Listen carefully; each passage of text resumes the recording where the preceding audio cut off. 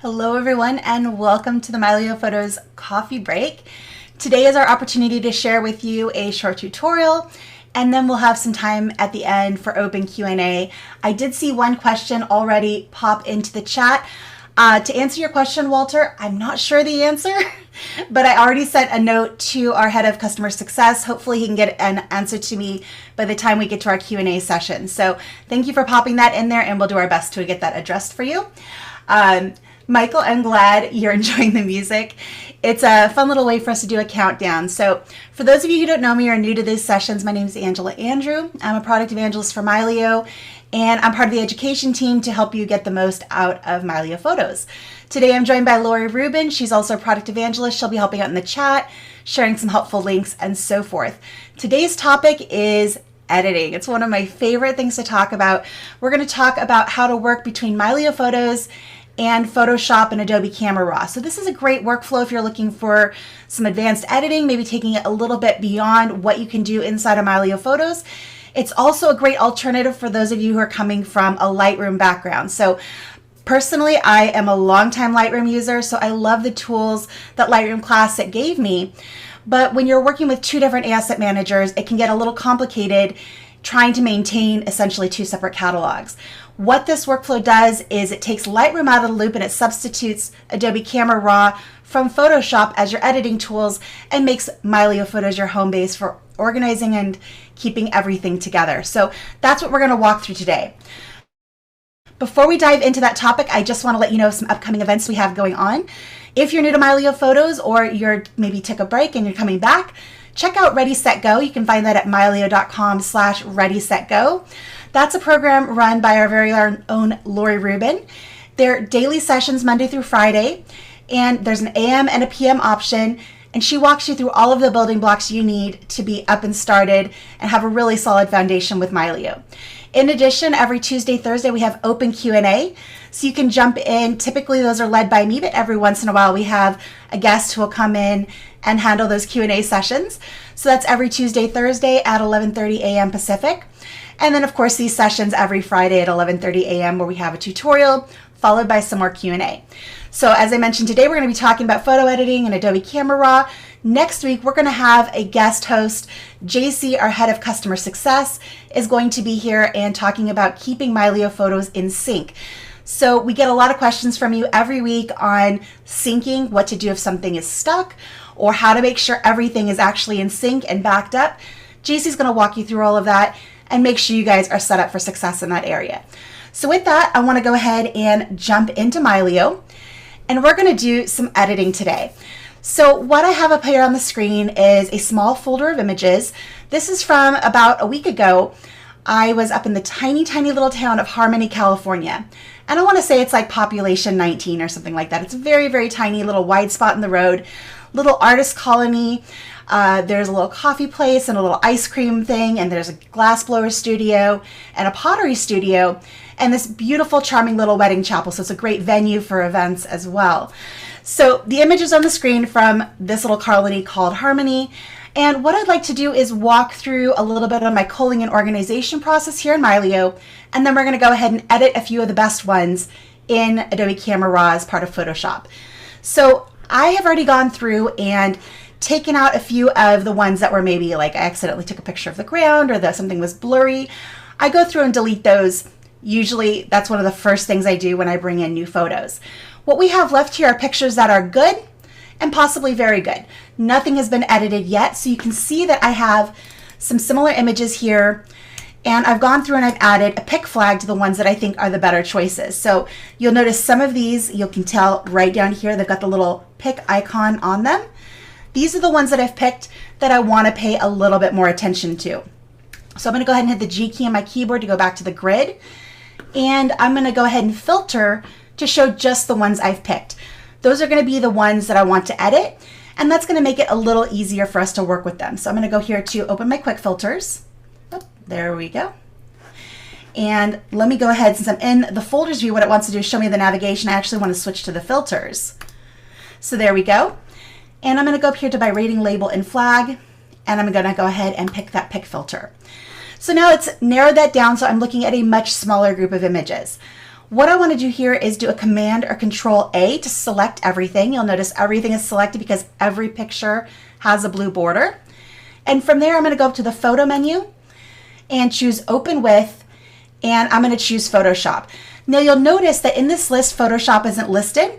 What I'm going to do is go down here to Other and pick it. So that's an option if you're not seeing the application that you want in this list.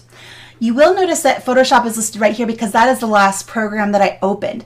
So you can go ahead and use that, but if you're not seeing in the Open With list the program that you want to use, just go down here to Other. If you're on a Windows machine, there's a few extra steps. They're outlined in the manual, and there is a way to customize this list and have it be set up for you. So for now, I'm going to go ahead and just click this shortcut here and say Open with Adobe Photoshop. And because these are raw files, it's going to open them into Adobe Camera Raw. If you are a Lightroom Classic user, Adobe Camera Raw is the exact same editing engine that powers Lightroom. So we're going to have all of the exact same tools that we're used to and that we know and love available in this method. From here, I'm going to go say Edit Original because I want those raw files. I want to do my raw editing and say Continue. And that's going to go ahead and launch Photoshop and Adobe Camera Raw. So let me take a look here. It looks like there's been a few posts here into the chat. That's mostly Lori posting links. Awesome. Let's see here.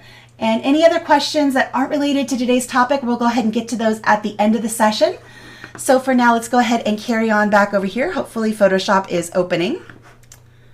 There it goes. It's just taking its time. It's probably taking a little longer also because I sent a bunch of images to it. But I wanted to show you that this is something that you can do. You don't have to do just one at a time. You can do a whole group. So it's just taking a moment to load. In hindsight, probably should have opened up Photoshop before we started recording. That would have saved a couple of moments, but there we go. So now we have our Adobe Camera Raw open, and this automatically opened because these are raw files. You'll see at the bottom here we have a film strip of all of the pictures we've opened. If you're a Lightroom user, you'll notice over here on the right, here are all of the same tools that you're used to using in Lightroom. You even have all of the same masking tools, cropping tools. They might be in a slightly different place, but the tools are identical. And this is what makes this workflow perfect for me, and I think perfect for a lot of people who are coming from a Lightroom background. This keeps you in the same tools, the things that you know and love, without having to, switch up that part of your workflow. So let's go ahead and go through these pictures and let's just do some quick edits. We'll do a little bit more on some of them, and then I will walk you through on how to get those back into Mylio. It's pretty quick and easy. So for this particular image, I'm going to go ahead and click Auto on this. It's going to brighten it up a little bit. And let's go ahead and I'm going to do my geometry here. I'm going to go ahead and just hit Auto. That straightens out some of those horizontal and vertical lines, which I think makes it look a little bit better. And I'm going to go back to my editing tools. Not a lot I would change on this. I might go down here to my effects. We can increase the clarity a little bit. That just gives everything a little bit more definition and mid-tone contrast. And I'm going to throw a slight vignette on this. I'm going to go up to probably -13, I think is good. It just very subtly darkens those edges and brings your eye in. The brightest part of this image is obviously the cow on the roof. That's what's fun about this. And then I liked how this light post was framing it. So that's kind of the rationale behind this picture. It's not anything that's going to win an award, but it is a fun little moment and memory of this particular day. Let's go ahead and switch to the next picture here. This one's fun because this gentleman was just out here having a nice little snooze in the sun. And what I want to do here is actually convert this to a black and white and make sure that he stands out, because to me this is kind of street photography-esque, and I like my street photography in black and white. So again, let's go ahead and just hit our auto here and maybe even hit black and white. That's going to go ahead and convert that. I'd like to go ahead and straighten out those horizontals and verticals as well. So I'm going to go into the crop tool, and down here under geometry, I'm just going to go ahead and click auto. And there wasn't a whole lot to straighten out there, so that's pretty good. Let's see what else we can do here. We'll go back into our main editing tools and up into the light here, and I'm going to pull up those shadows maybe a little bit more. Maybe pull back those highlights a tiny bit. And because I really want to showcase this guy laying here and just enjoying the sun and the snooze, I'm actually going to add a quick radial mask. So I'm going to go here to the masking tools, and I'm going to do radial gradient, and I'm going to just draw an oval over the sky. Now, right now, any changes I make are going to affect the area that's in red. I want to invert that. And I know I'm going through some of these changes kind of fast. If you're already a Lightroom user, a lot of this should already kind of click and make sense. If there's questions about certain things, we can certainly slow down and talk about them. More what I'm trying to get to today is just to let you know that this workflow is possible and it's very, very flexible. A lot of people use these tools differently. You're just going to get a glimpse at how I use them. And if there's something you'd like to learn more about, let me know in the chat and we can talk about having another coffee break specifically on getting into the nitty-gritty of the why in the editing. So I'm going to go ahead with this radial gradient and I want to invert this so it's going to affect everything outside of that circle. So there we go, and I can go ahead and just modify this a little bit, make that a little wider and a little taller. So now everything outside in that red area is what's going to be affected. And I want to bring down the exposure on that outer area. So that we're basically creating a custom vignette here. So I'm just going to darken that down, and you'll notice that that just really draws the attention into the guy napping here. And I think that's kind of a fun effect. I think that's a good edit for that particular image. Let's go ahead and jump to the next one. This one here is in the Powdery Studio, or looking in the window. Unfortunately, I didn't get the depth of field quite right here. I was really wanting to highlight these cups. There are some cool depth things you can do inside of Adobe Camera Raw and Lightroom to fix that. I'm not going to go into that right now, but let's just do a quick edit here. And I'm going to hit auto. And I also want to go into my crop tool.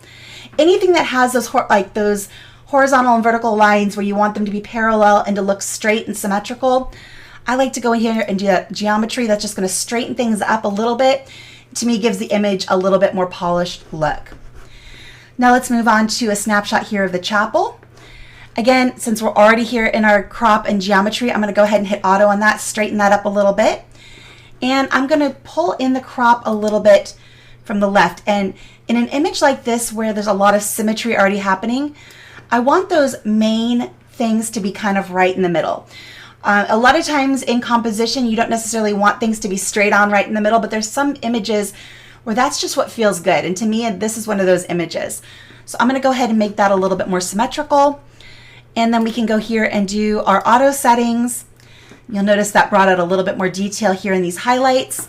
I think from here, I'm actually going to go ahead and pull that exposure down a little bit, pull those highlights down a little bit more, and then pull up those shadows a little bit more. And I think that gives us some really nice detail and drama. We can also go down to effects, and I love clarity. Go ahead, pull that up a little bit, and then add that little subtle vignette on the edges. So I think that looks pretty good. As you're going through and looking at these things, if you want to see kind of your before and after, you have this option down here in the bottom right, and you can just click that and you can see where you were before and your after. So with the rest of these images, I'm going to run through them pretty quickly because I don't want to necessarily keep you guys too long. You kind of get the idea of what we're able to do here and work through those images very similar to what you would do in Lightroom. So again, we'll do a quick auto here, and let's do an upright auto geometry. That looks better. This one here, this is just some tree bark that I thought was really interesting. Let's go ahead and hit auto on that. This could also make a very interesting black and white. That's something to consider. With this image, I think the white balance is also a little bit off. You'll notice it looks a little bit magenta.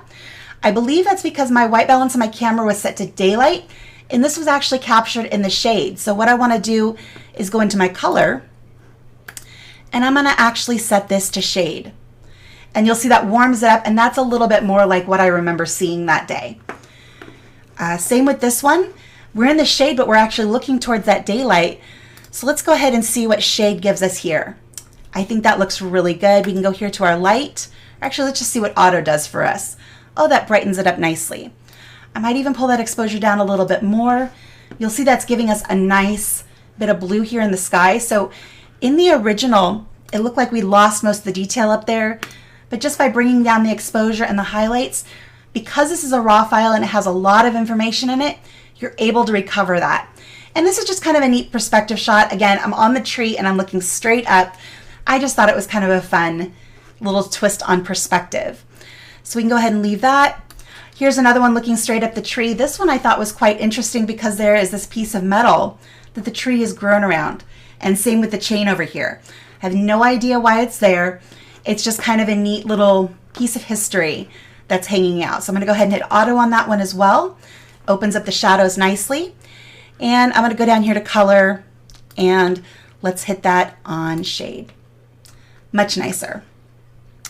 All right, just a couple more frames. Here's another one that was captured in the shade. This is the bark of, I believe it's called like a rainbow eucalyptus. This tree is beautiful, and as all of the bark peels, it has all of these different colors in it. So I'm going to go ahead and mark this for shade. And we can go ahead and hit that auto button. And that just gives us a great texture there. If you want to bring out the texture, you can go here to Effects. Texture, the texture slider is going to impact the brighter areas of the image. Clarity is going to hit the midtones. Dehaze is going to hit your darker areas. I'm going to go ahead and up the texture a little bit and up that clarity. And that just gives us, that makes it really tangible, that texture of the tree bark. Finally, we can go ahead and get this historic harmony sign. I said earlier population 19, it's actually population 18. I thought maybe it had changed. It's like I said, it's just a tiny, tiny little white spot in the road. Let's go ahead and hit auto, and that brightens it up quite a lot.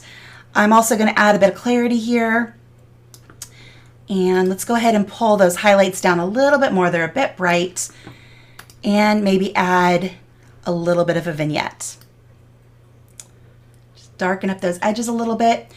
And there we have it. So now we've gone through and we've done a nice edit on all of these images.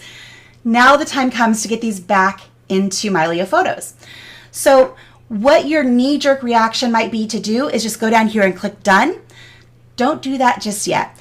If you were to click that, your changes that you made here in Adobe Camera Raw, they are saved to the XMP file, but you're not going to visually see those images changed in Mylio. So you've got to take a couple extra steps if you actually want to see those edits in Mylio. So what we're going to do is we're going to go up here to our export, so this little box here with the arrow, and that's going to pull up export options. Again, very, very similar to the export options you have inside of Lightroom. So we are going to go ahead and choose a custom preset that I made. And I'm going to do this as a Mylio display JPEG. What that's going to do is it's going to tell Mylio to stack a full quality JPEG on top of that original RAW file. So what we're going to see in Mylio is going to be the edited version, and it's also going to preserve and keep that RAW version stacked with it in your file system. So what this does is preset, when you want to go ahead and create it, you're going to say destination, save in the same location. And so you don't have to select a folder, you just say save in same location. Under the file naming, you're going to have the document name, and then you're going to type in _display. Down here, you're going to choose JPEG. You can also do a TIFF. TIFF is fine too. It's going to be a more archival format. It's going to be a larger file. It's up to you if you want to do that. I do both. I go back and forth, but right now we're going to do a JPEG. And then the rest of these options are really up to you. I like to add a little bit of output sharpening and sharpen this for screen at just a low amount. For RAW files, typically RAW files need a little bit of sharpening. So just adding that little bit of punch is going to make it look good on your various screens. And then once you create all these different settings, you can save this as a preset. So if you go back up here to the top where it says preset, click on that little arrow, and then you're going to go up here and say save preset. So we're going to go ahead and say save preset. You can type in a name for your preset, and in this case I call it Mylio display JPEG. So I'm going to hit cancel. You can see Mylio display JPEG, and that way all you have to do next time you're editing is to select this preset and click save. What that does is it automatically creates those JPEGs, and like I said, it's going to stack them back in Mylio. So let's go ahead and go back here into Mylio. And it looks like they're already there. So I'm going to go ahead and open up our info panel, and let's grab this first picture here. You'll see here we have our ARW RAW file. There's our JPEG and our XMP file. So all of that information is preserved, and now I'm seeing the edited versions of all of these pictures inside of Mylio, which is just awesome. I love how that works. It's so slick, and it just makes my workflow so much better. Now, if you need to do any other advanced editing, like you want to go into full Photoshop, you have a lot of cloning and healing to do, you can go ahead and select whatever images you want to use that with here. So you can select here at the bottom of the screen, and you can say open down here at the bottom. If you're done, you don't have any more to do. Once you've exported those display copies, that's when you can go ahead and click done here. That's going to go ahead and close that out, and then you can go back to Mylio and continue working. Later on, if you decide that you want to make any changes to these, the cool thing is that with this workflow, it's all non-destructive. So we can go back, let's say we want to re-edit this picture a little bit, do a couple of other things. We can always go back up here to Photo, say Open with Photoshop again, and say we want to prefer the RAW. So this means we're going to open up that RAW file again. We're not opening up that JPEG display image. So we go ahead and say Continue. And that's going to go ahead and pull it back into Adobe Camera Raw. All of those changes we made are still here and preserved, so you can go ahead and make any changes.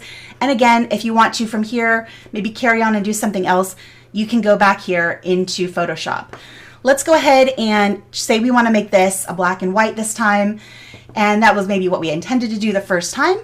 So now again, we can go back up here to our, I'm not sure why I'm getting this little alert popping up here. Let me go ahead and pop that on the other screen. And I'm going to say I want to save another Mylio display JPEG, hit save. And now when I go back over here to Mylio, hopefully this pops up quickly. There we go. We now have that as a black and white. So you have a lot of different ways here you can work. It's very fun. It's very flexible. I hope that gives you some ideas of how you can use Mylio Photos with Adobe Camera Raw and Photoshop. And like I said, if you're a Lightroom user or you're coming from a Lightroom world, this is kind of the best of both worlds. You get all of the benefits of Mylio Photos where you have access to everything from all of your different devices. And then you also have the option to use those same Adobe tools that you are used to and that you know and you love. So with that, I want to open up the floor to questions, and we'll see what we've got over here in the chat. So let's take a look here. Deborah's saying, when you go to the next picture, does it auto-save your edits? Yes, it does. That's one of those wonderful things about Adobe Camera Raw is as you're going through, it's saving to the XMP file. So it's that exact same XMP file that Mylio uses. So it just saves those edits there as you're going through.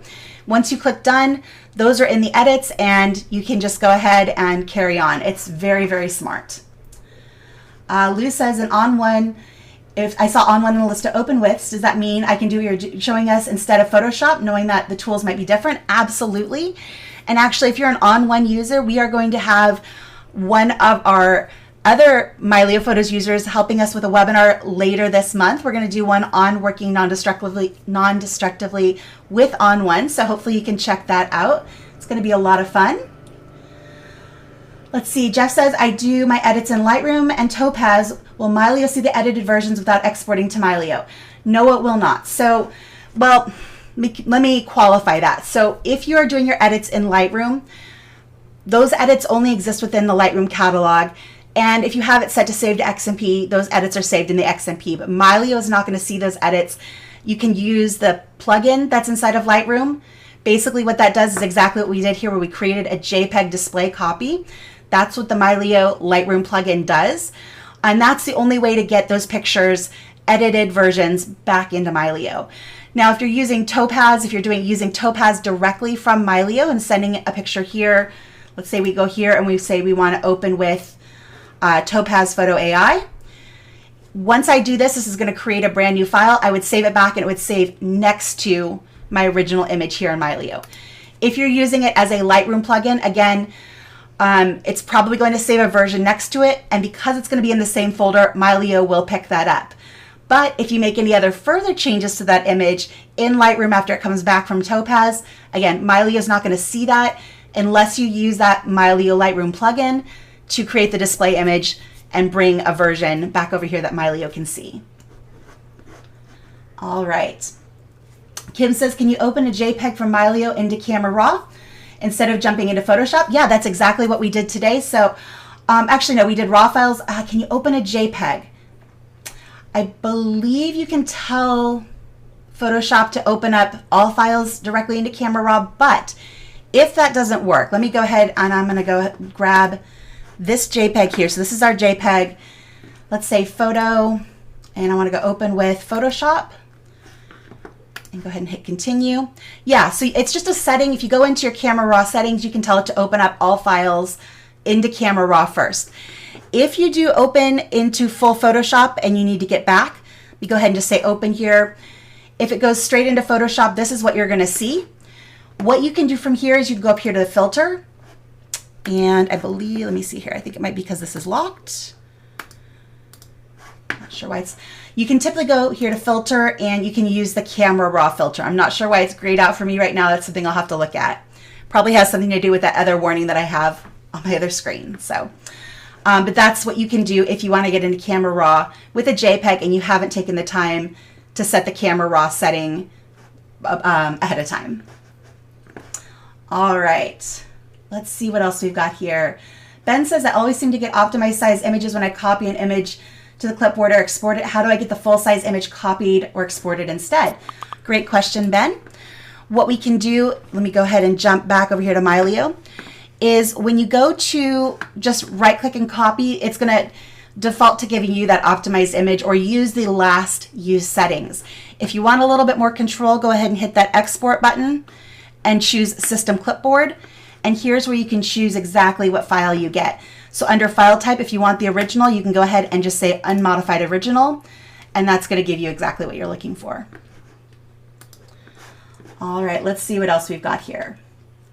And I know there was that one question from Walter, and awesome. I just got a response back from JC, and he says that album metadata is merged into the remaining image. So when you run dedupe, so this was Walter's question at the beginning, is when you run dedupe, if you have pictures that you've added to albums, and let's say you go ahead and get rid of one of those images because dedupe cleaned it up and it was a duplicate of something else, what happens to those albums?